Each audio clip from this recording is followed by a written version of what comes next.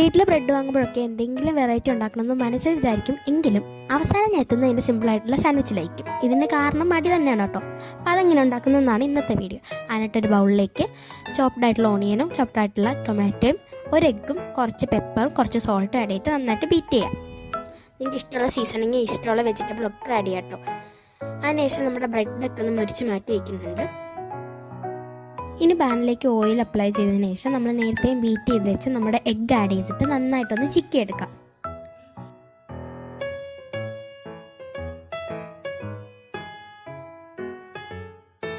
ഞാൻ വീട്ടിൽ ബ്രെഡ് വാങ്ങുമ്പോൾ എപ്പോഴും ചെയ്യുന്ന ഒരു ഐറ്റമാണിത്. ഭയങ്കര പണിയുമല്ല, ഇനി നല്ല ഫില്ലിങ്ങുമാണ്. ഇനി നമുക്ക് കാര്യത്തിലേക്ക് വരാം. നമ്മുടെ ബ്രെഡിലേക്ക് കുറച്ച് കെച്ചപ്പ് ആഡ് ചെയ്യുന്നുണ്ട്. നിങ്ങൾക്ക് വേണമെങ്കിൽ ആഡ് ചെയ്താൽ മതി. ഞാൻ കെച്ചപ്പിൻ്റെ വലിയൊരു ഫാനാണ്, അതുകൊണ്ടാണ് ഞാൻ ആഡ് ചെയ്യുന്നത്. ഇനി നമ്മൾ നേരത്തെ ചിക്കി വെച്ച നമ്മുടെ എഗ്ഗും കൂടി അതിൽ വെച്ചിട്ട് വേറൊരു ബ്രെഡും കൂടി വെച്ചാൽ നമ്മുടെ പരിപാടി ഇത്രയേ ഉള്ളൂ. Sandwich ready.